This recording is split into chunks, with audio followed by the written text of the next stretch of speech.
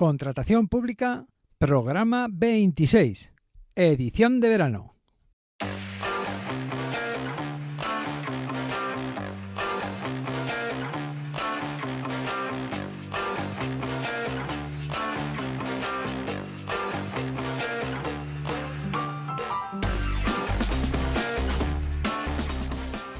Bienvenida, bienvenido a Contratación Pública, el podcast, la radio del contratista, donde se habla de todo lo relacionado con vender a la administración. Te habla Luis Gracia, consultor y director de Escuela CP, la Escuela de la Contratación Pública. Hoy, 14 de agosto de 2020, programa número 26, séptimo de la edición de verano. Ya sabes que en verano los programas están siendo más cortos, duran 10 minutos o menos, y los dedicamos a hablar sobre el significado de algunos conceptos o palabras de la contratación pública. En este programa te hablaré de dos palabras, o conjunto de palabras, o conceptos: solvencia técnica y clasificación. Vamos allá.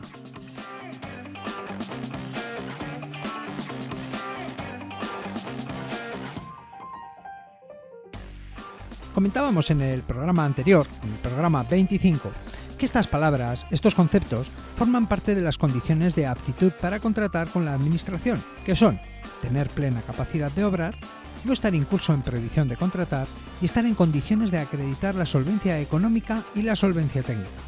Hablamos de tener la plena capacidad de obrar y de la solvencia económica. Hoy hablaremos de la solvencia técnica y de la clasificación, que viene a ser una suma de la solvencia económica y la solvencia técnica. Pero vamos por partes. En primer lugar, hablemos de la solvencia técnica. Y para ello, recordemos que en el programa 25, el anterior, decíamos que la solvencia económica se acreditaba comúnmente con la facturación o volumen anual de negocios. Decíamos también que la solvencia económica viene a medir tu capacidad para hacer frente a penalizaciones por incumplir el contrato o por cumplirlo defectuosamente. Y también que ese volumen anual de negocios da una idea de tu capacidad financiera para asumir los compromisos que la ejecución del contrato necesariamente conlleva. Decíamos que solvencia económica equivale comúnmente a facturación. Bueno, pues podríamos decir que comúnmente, en la mayoría de los casos, solvencia técnica equivale a disponer de experiencia en haber realizado trabajos o suministros que sean iguales o similares a los que se están contratando. Pensemos en ello. Es normal, ¿no? Imagina que vas a contratar a alguien para que instale un aparato de aire acondicionado en tu casa.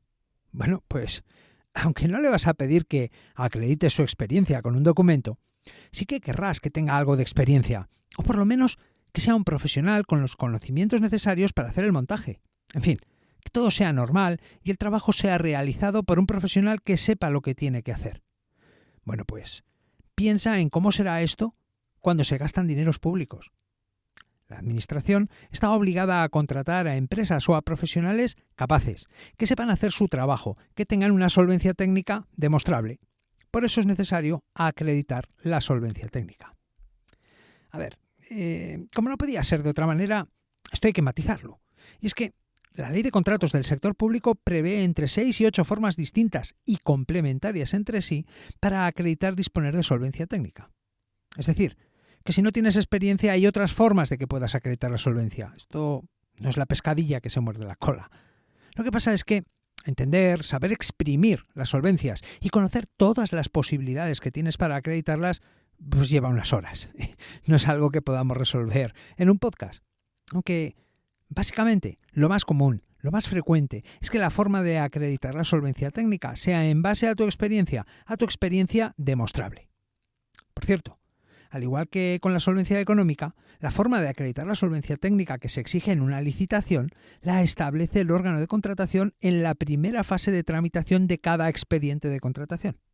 Es decir, que para cada contrato hay un requisito de solvencia técnica específico. Y lo normal es que los criterios de solvencia estén relacionados con lo que se contrata y también que sean proporcionales al contrato en cuestión. Vamos ahora con el segundo término o concepto de hoy: clasificación como contratista. Bueno, lo cierto es que esto de la clasificación como contratista da para uno o incluso 2 programas. Así que vamos a definirlo para tener una idea y desarrollaremos el concepto con más detalle más adelante, en otro programa o en otros programas. Bien, la clasificación como contratista son unas reglas, un sistema que sirve para clasificar a las empresas y los profesionales otorgándoles una calificación que servirá para acreditar su solvencia económica y técnica. Las empresas o los profesionales nos podemos someter voluntariamente a ese proceso o sistema de clasificación, ya que la clasificación como contratista del Estado es única y exclusivamente obligatoria para contratar obras de más de 500.000 euros. Sí, has oído bien. Solo es obligatoria, necesaria para contratar obras de más de 500.000 euros. Para el resto de casos no es obligatoria. Aunque, efectivamente, puedes clasificarte para hacer obras o para prestar servicios o para ambas cosas. ¿Y en qué consiste pasar por ese proceso o sistema de clasificación? Bueno, pues básicamente lo que se hace es acreditar que somos solventes económicamente y también técnicamente, profesionalmente. Y en función de la información que aportemos, de nuestra historia o antecedentes de tipo económico y técnico o profesional, se nos otorgará una clasificación que nos permitirá acreditar nuestra solvencia económica y técnica para contratos de una o varias especialidades por un importe determinado. Vamos a ver, por ejemplo, una empresa de jardinería, Jardinería Ejemplar SL, puede gestionar, tramitar la obtención de su clasificación empresarial. Y en función de su experiencia, sus medios humanos, los medios materiales de los que disponga y, por supuesto, de sus estados contables, obtendrá una clasificación que, por ejemplo, le permita optar a hacer trabajos de jardinería y plantaciones de hasta 360.000 euros. Bien, pues una vez obtenida esta clasificación, la empresa Jardinería Ejemplar SL podrá acreditar su solvencia económica y técnica, ojo, las 2 solvencias, en todos los contratos de esa especialidad, jardinería y plantaciones, que tengan un importe igual o inferior a esos 360.000 euros.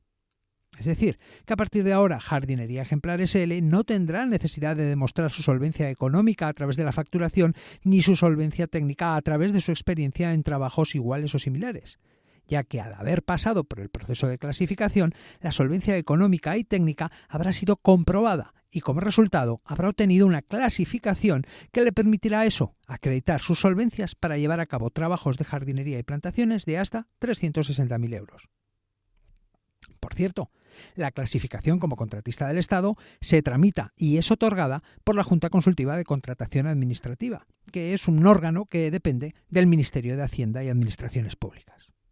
En fin, lo dicho, la clasificación como contratista da para 1 o incluso 2 programas, aunque podemos resumir que la clasificación como contratista es un proceso al que las empresas o profesionales se someten voluntariamente y que da como resultado una calificación o clasificación que permite acreditar la solvencia económica y técnica para contratos de una o varias especialidades por un importe determinado. Bien, resumiendo.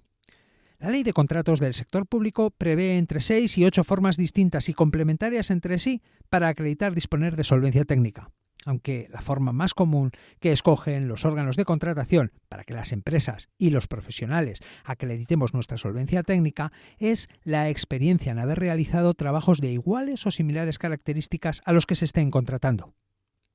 La clasificación como contratista del Estado solo es obligatoria para contratar obras de más de 500.000 euros, aunque cualquier empresa o profesional puede tramitar su expediente de clasificación, que una vez sea resuelto o concluido, otorgará una clasificación que permitirá acreditar la solvencia económica y la solvencia técnica para contratos de una o varias especialidades por un importe determinado.